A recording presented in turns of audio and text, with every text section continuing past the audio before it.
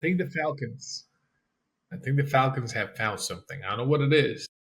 They found Michael Penix rocking the do-rag in Atlanta. That's what they Yeah. found. Besides that, but I'm talking about defensively. I think they have something.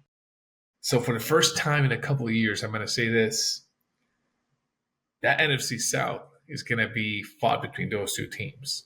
So who's going to win it? Yeah, I mean, last year the Falcons caught the Bucs twice. Yep. And that was another one of my great predictions when all the receivers got hurt and the Falcons were off to the races. And I said, you watch Baker Mayfield playing in these games, he is playing his ass off, and this team is not going to give up. And they're not going to say, oh, Mike Evans is out. Oh, Chris Godwin's out. We can't get it done. Baker Mayfield kept the fire burning. I said that so many times last year. I said they're going to win the division. I really and they hope pulled the it Falcons off. win. I really hope the Falcons win. I really hope the Tampa Bay doesn't make the playoffs because I cannot stand Tampa Bay. They are the Eagles' freaking chip where every single time they play, we just get beat by them. I don't know why. It just happens. We only beat them once. You guys got a game coming up, I think, here in the next couple we do. weeks. We do. I don't know why we was face them. It's ridiculous, but whatever. We gotta at Tampa too. When are they gonna go to Philly? Why are we going back to Tampa? Why? Well, why can't they go to Philly? Whatever. You got to get the monkey off your back. But I got the stats pulled up. Baker Mayfield, 17 for 32, only 167 yards, 53% completion. 1 sack, no fumbles, no interceptions, and he did throw 3 touchdowns. So, he got it done when it counts. Obviously, they got a new offensive coordinator, Liam Cohen.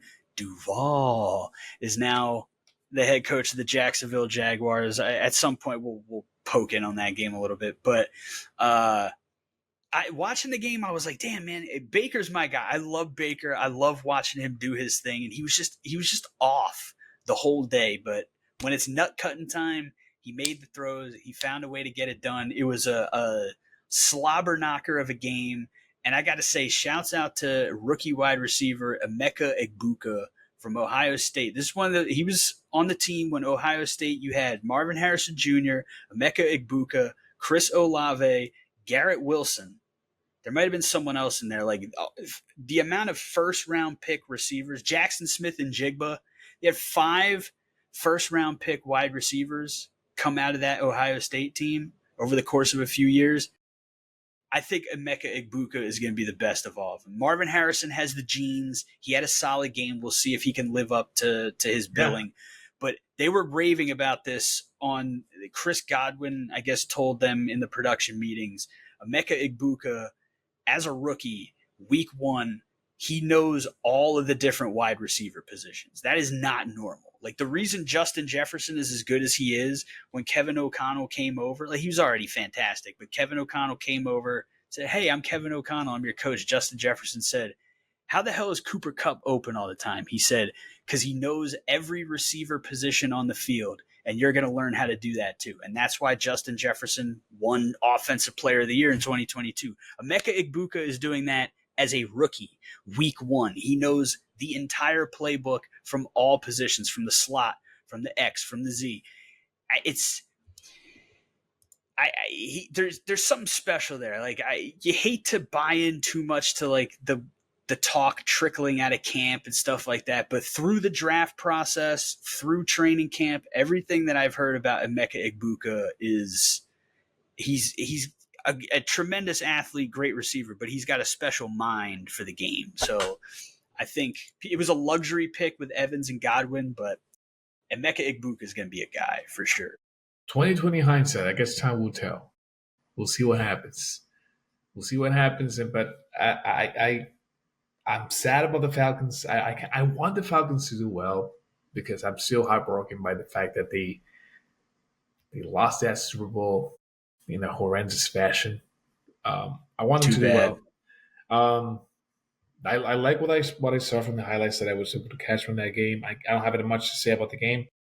I just want the Buccaneers to lose and suffer. But yeah, I think the Falcons might have a shot at winning that division this year, from what I saw. Well, they're going to have a shot because they're going to play a second place schedule, so they should get it should be a little bit easier of a schedule than the Bucs. The Falcons' offense should be good. Drake London, I think he might be injured. I heard this in passing, but I don't know any details. I mean, Kyle Pitts is like fantasy owners know like he's like the constant like this is the year he's going to break out. But he had 7 catches for 59 yards. You got Ray McLeod who can catch some balls. They got some pieces on the offense. Again, they only gave up 1 sack. I know they lost Drew Dahlman to Chicago, their center. And then what's his name?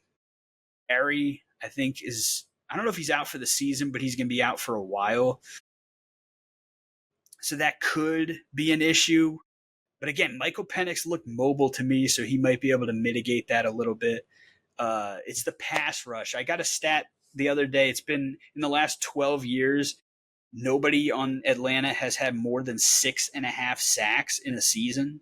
Jesus. In the past 12 years. But they drafted 2 edge rushers in the first round.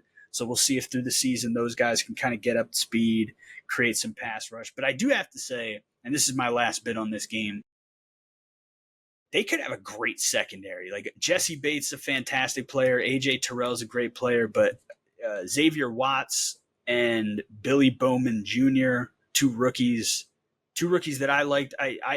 I was eyeing Xavier Watts in the draft, and the Falcons traded up right ahead of the Vikings and drafted him, and the Vikings traded back and ended up taking Ty Felton. But they look pretty solid from what I saw. So yeah, I mean, if sorry, I was just gonna say they should help the Eagles because we need them. Yeah, I think the Falcons are a team on the rise, in my opinion. I don't know what the season's going to look like, but obviously, like they had a hot start last year. Like until Kirk completely fell apart, like they looked like a legit top 3 NFC team. So yeah, I mean, I'm really sure what happened there, but it's a new year, and I feel like they can get it done.